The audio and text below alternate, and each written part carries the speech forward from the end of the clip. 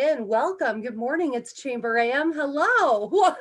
Our guest speaker this morning is a delight. Nicole Cooke, Organized by Design. Thank you so much for joining us this morning. Nicole, how are you doing this morning? I am just fantastic. And first of all, thank you so much for the invitation to speak this morning. When I think I told you, Tiffany, when I got your email, I was quite humbled to be asked to speak. I wasn't really sure what I could offer this phenomenal group of people that meets here at ChamberAM.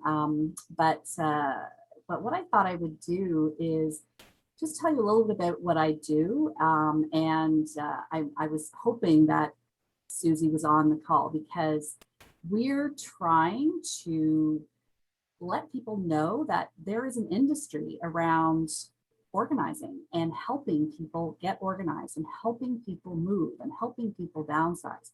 And a lot of people don't know that this industry even exists. And so there are more and more of us that are seeing this opportunity and wanting to branch out this way. And so I was really excited when Susie started her business, and we were both in the Starter Company Plus program, just a few years apart. That's run here in Peterborough through Peterborough Northwest Economic Development, and it is a phenomenal program. So if you know of anybody that's interested in starting a business or anybody that's within, say, their first 5 years in business that wants to just fine tune some things, I would highly recommend participating in that program, reaching out to PKD, because the learning, the mentorship, the networking opportunities, it just is phenomenal. So anyway, that's my plug for Starter Company Plus. It is just absolutely fantastic. So I wanted to talk to you, just to let you know sort of what it is that I do and sort of how I got here and what's happened since I've got here. So Tiffany, the other day we were chatting, she said, what inspired you to become a professional organizer? And it was funny because I said when I was in elementary school, I wanted to stay in at recess and organize the craft cupboard. That was my thing to do, make sure that all the colored paper was like sorted and organized and all the glue was set up. So it's just something that has sort of always been in me. I was really fortunate. My very first full-time job after going to post-secondary was with the Quaker Oats Company. And originally I was in sales with them up in Barrie, but I had an opportunity to come back to Peterborough to work in a brand new department they were starting called the Customer Service Center. And basically the department was designed to help other departments get organized and restructure how they did things to make them more efficient. A phenomenal opportunity because I got to see firsthand in the corporate world just how stressed people were, how many long days people were putting in, 15, 16, 18 hours a day, not being able to take a break, not being able to take a lunch, and still never feeling like they were caught up. And Quaker was just one of those companies that recognized they really needed to change that. It was about not just hitting their targets and increasing their sales, but it was about maintaining a healthy work environment, physical health and mental health. A lot of people were taking stress leave. A lot of people were off on sick leave because it was affecting their physical health. So I started working with various departments, coming up with creative ways for them to operate so that they could be more efficient, get more done in less time, and deal with the backlog, because it's the backlog of everything that is the most stressful for people. When they see that big pile of invoices on their desk that they haven't been able to get to, or the big pile of inventory in their back room that has never been sorted and put away, and so they're kind of trying to pull from it every day.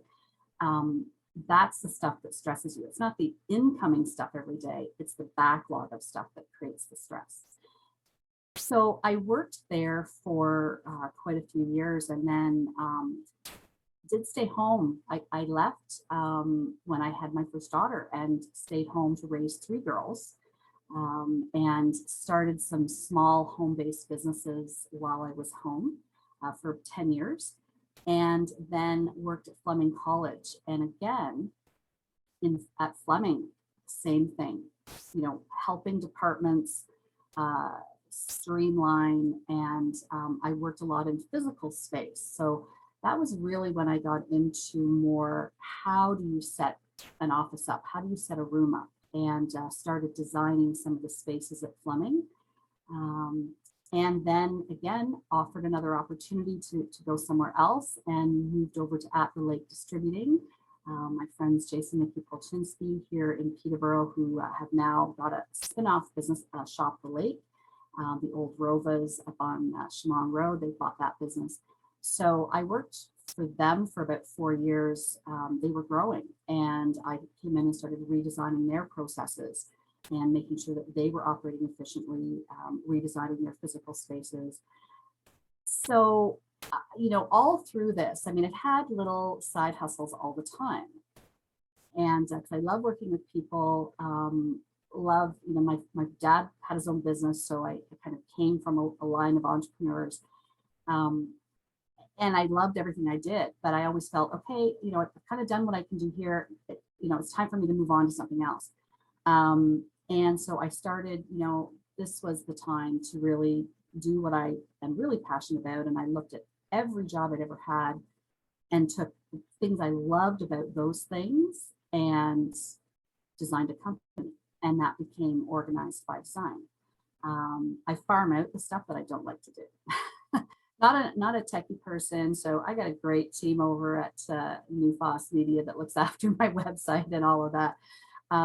So that was really how it all started, and I just recognized that, and the research I've been doing over the years, that there is a direct relationship between clutter and stress and anxiety.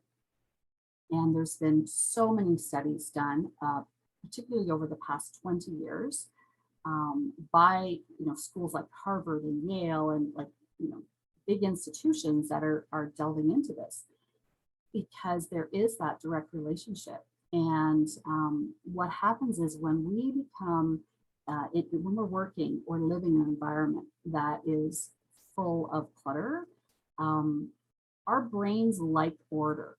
That's just how our brains work. So when everything is in disorder, then we can't focus. So the first thing that usually happens is, you're not able to focus as easily on tasks as you would be if your desk was tidy. If there weren't 1,000 boxes piled up all around you all the time, or your kitchen is in chaos. So focus is really one of the first things, but it does actually go beyond that, beyond the productivity and focus, into actually causing stress and anxiety.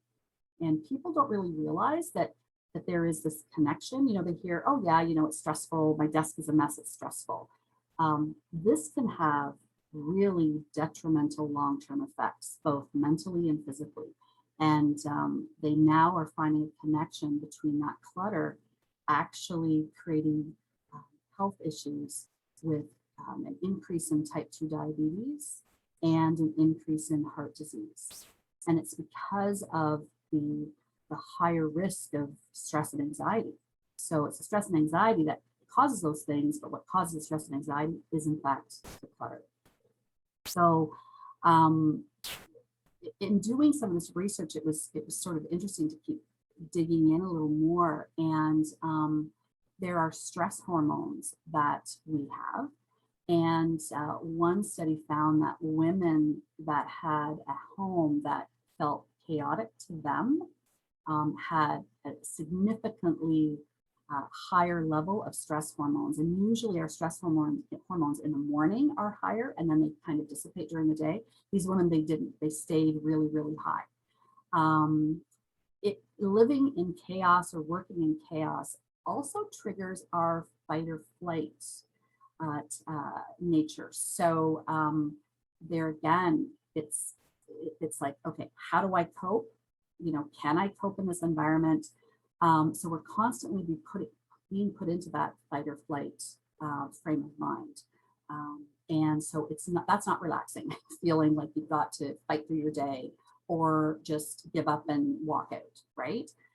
And we see that when you have, if you're in your home and the kitchen is a mess, or let's say your bedroom is just a disaster and you've got clothes everywhere and you're thinking, oh my gosh, I really need to get to my closet, I really need to clean that out, but you keep going in to do it and then you just start getting overwhelmed, you end up going to the kitchen and eating a bag of Oreos. Like there's a connection between just being stressed and snacking and healthy living.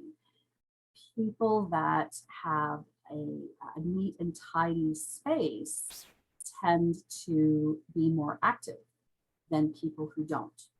Not always, but that is sort of the norm.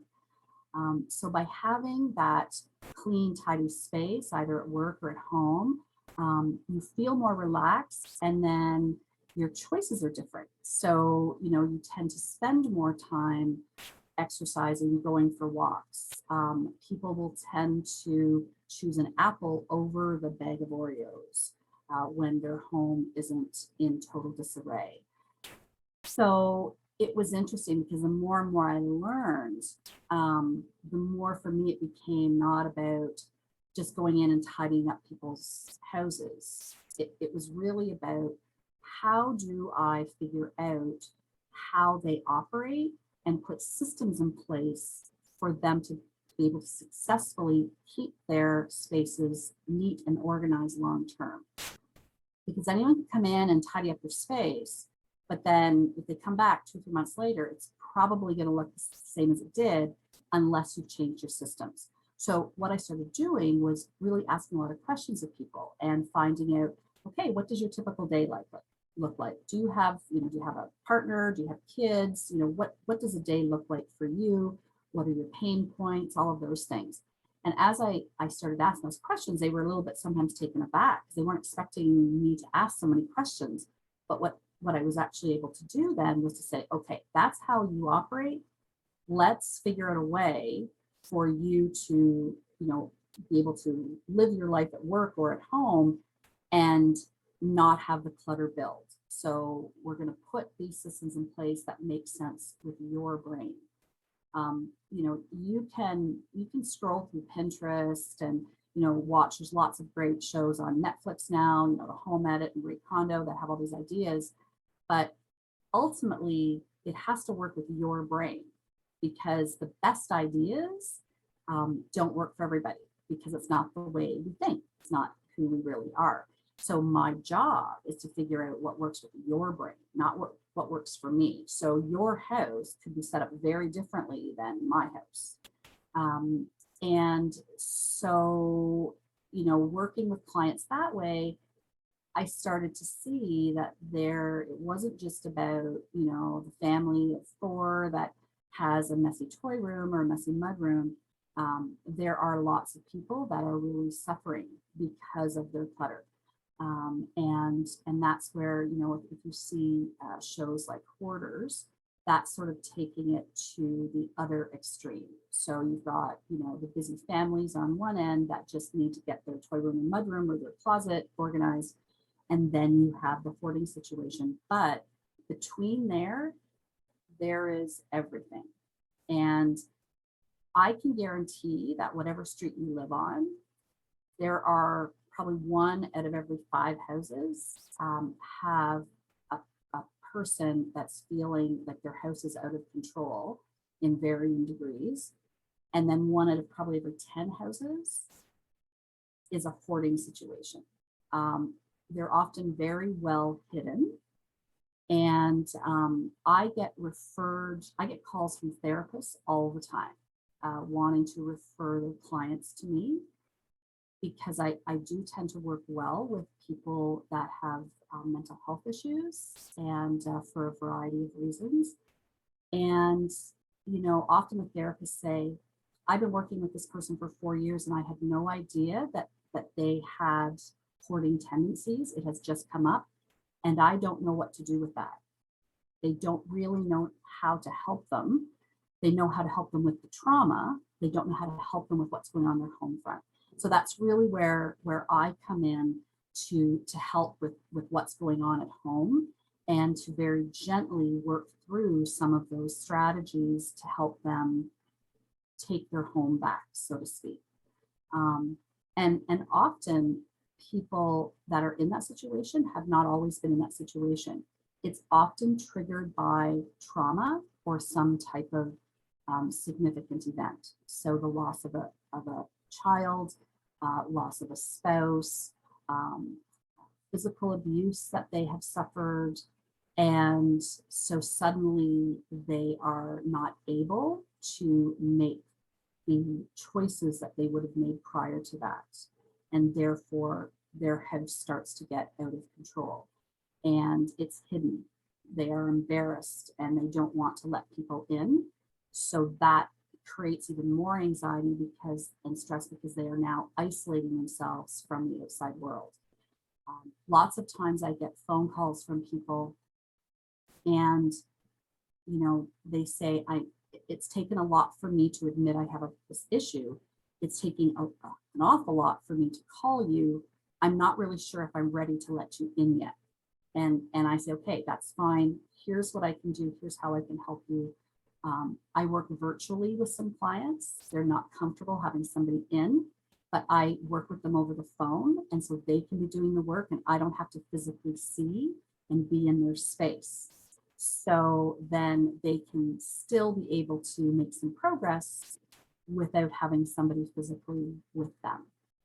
So, you know, I would really love for people to sort of be aware in their friend group or family group of some of those warning signs, because it can happen very gradually.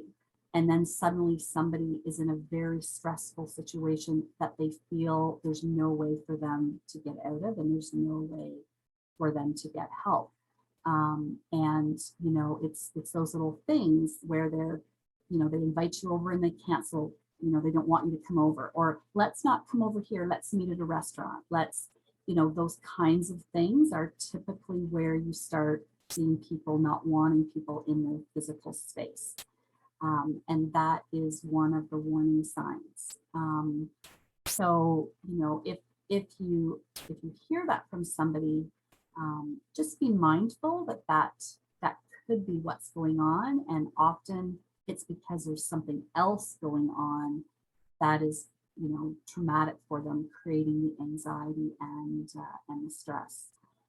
Really, what I try to do is give people hope. And that is the main thing when I do start working with a client, whether it's just a cupboard or whether it is an entire home or whether it's, you know, a hoarding situation. They always say to me, oh my gosh, like I finally have hope. You know, they're calling you because they can't seem to get a handle on it. And 2 weeks ago, I remember going into 2 different houses the same day, one in the morning, one in the afternoon. They were both equally stressed. So it was 2 women. One had a family, young family. One was a single person. They were just like, I can't deal with this. This is out of control. And the one home I went into, of course, it was, you know, it was full of boxes. There was lots of stuff everywhere. And the other home, and this person was equally stressed, there was nothing on the floor. There was, you know, no boxes. It was very clean, but there were toys on the kitchen counter. And there was, you know, a little pile on the table in the front entryway of, you know, some coats and, you know, that kind of thing, sun visors and stuff. And that was equally as stressful for her as the other person. So it's been interesting to see what we tolerate. So some people can tolerate clutter very, very well, and other people don't. The least little bit of clutter really kind of tips them over the edge. They're like, oh my gosh, I have to do something with this. And I just posted this week on my Facebook page an article that talks a little bit about when two people are living together and one is comfortable with clutter and one isn't, and the kinds of challenges that that brings into the home, not harmony on the home front at all when you have that kind of battling back and forth. So that's, a little bit just about the psychology behind it, and how it is important that we get a handle on our clutter. And you have a few papers on your desk at the end of the day. I mean, that's not what I'm talking about. I'm talking about chronic clutter. I'm talking about, it's always like that. You can never seem to get a handle on it. And if that is you, if you know somebody that is them, either in your workspace or at home, reach out to a professional organizer. Reach out to me, reach out to Susan, reach out to, there's several of us now in Peterborough. Reach out to somebody that you can trust to come in and help you, because everyone thinks they're the only house like that, and they're not. And that's what I always say to my clients. I've always worked with a house that's worse than yours. Like, don't worry about that, because there's so much clutter going on in the world, and it's because we just have such busy lives, right? It's hard to kind of get a handle on that. And often clutter is caused from just too much stuff in your space. So a few little tips for how you can deal with clutter, either at work or at home, is you have to make sure that you don't have more than your space can hold, right? So whenever people talk about, okay, I'm going to, this weekend, I'm going to tackle clutter in my house, I'm going to reorganize my closets, and they go out and they buy a whole bunch of bins and a whole bunch of storage solutions. They come home and they've got all these bags, sitting there. And then they spend the whole weekend putting things in bins and moving things around. And then at the end, they just don't feel like they've made any progress. And that's because you don't buy your storage solutions first. So the first thing you need to do is really 3 steps. The first thing is purge. So if you're going to tackle your kitchen, you need to go through cupboard by cupboard, drawer by drawer, and all you're going to do is take things out that you don't need. So things that you haven't used in the past year, you're going to remove and sell or donate or throw in the garbage if they're broken. Leave everything else in the cupboard. So don't try to organize that cupboard, just take out what needs to be purged. And once you've done that in every cupboard and every drawer, then you can group your items together that are the same. So if you have like coffee mugs in 6 different cupboards, then you need to pull them all together to see how many you have. Once you see how many things you have of each type, then you can think about storage solutions. Do I need bins? Do I need hooks? Do I need little dividers in my drawers? And how many do I need? There are so many different storage options, but you really shouldn't buy your storage options until you know what it is you actually have to store and how much you have to actually store. So that's the second piece, is then doing your research and buying the storage solutions you may need. The third piece is actually doing the work. So, putting those storage solutions into play and making sure that your systems you're setting up are reasonable and that they work for not only you, but other people in your family. And, I often get calls at that point. People have tried to do the first couple of steps and then have sort of stalled out or get overwhelmed. Call somebody in, call an organizer in at that point to give you a hand. So, and routines are really key. So really look at what is your daily routine. And if that routine is not working for you, then do something different, but have it set in a routine. So have a place, have zones in your house where certain things happen. This past week, I have set up 2 different pet closets, and they're both in front halls, and they both are for all the pet toys, all the leashes, all the, cat food, dog food, everything in one closet, because they were finding that stuff is kind of all over the place. So 2 different families, ironically, this week I've done that, or one last week and one this week. So set up those zones and then have a place where this is where I always put my purse. This is where I always drop my keys or hang my keys. This is where my hats and my gloves and things are always going. This is where I put the mail when I come in before I have a chance to sort it. And be intentional about your drop zones. Every place has a drop zone. You just don't want to have 12 of them. You want to have a couple of them, and you want them to be intentional. So, so they're just, a few little tips, some of the things that I talk with my clients about. And I do, I do that inside organizing, and I also do relocation, so packing and moving, either locally, or I've moved people to the other side of Canada. So hiring movers, hiring cleaners, doing all of that, that part of it. And then I also do work with businesses. So that could be, like I mentioned earlier, with process redesign and systems, or it could be your physical space. It could be just, we're not sure the space is working for us. Can you help us just figure out how to manage the space, or how to manage how we store our inventory or things like that. And often it's just a consultation. I come in for an hour and a half and just give you ideas, and then you run with it from there. So, much like, Phil has his little thing about television advertising, isn't too expensive. Professional organizers aren't either. And I think that's the impression people have, is that it's going to cost them thousands of dollars to have an organizer in.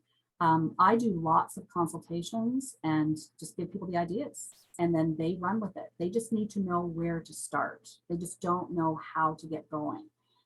Some of them call me later and say, yeah, I did this much, but I'm running out of time. I'd like you to come in and help me. And sometimes we do it together, where I give them homework, I do some, they do some. So I can sort of tailor whatever people need. And so, yes, so that's what I do. And please just watch for those warning signs in your friends and family and work colleagues and your own staff, to make sure that the environment that they're in is not creating more stress and anxiety. So thank you so much. If you do want more information, I did put my cell in the chat, and you can also follow me for tips on my Facebook and Instagram pages at Organized by Design, and my website is organizedbydesign.co, or .space. You can go into either one and find me. So thank you. I really appreciate you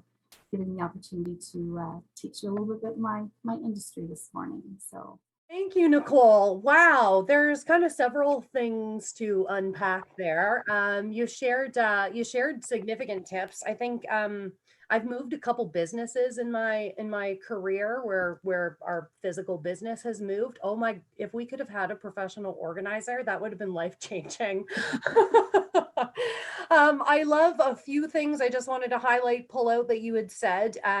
Creating habits, like when you wake up in the morning, you make your bed, you get all that in order. Because they always say when things go to chaos, if things fall apart at work, you lean onto your existing habits.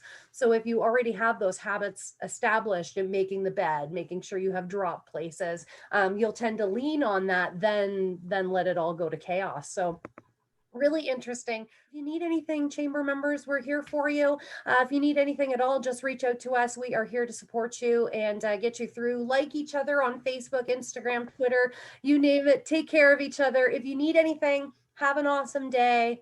Enjoy your coffee. So nice to see you. Take care, everyone.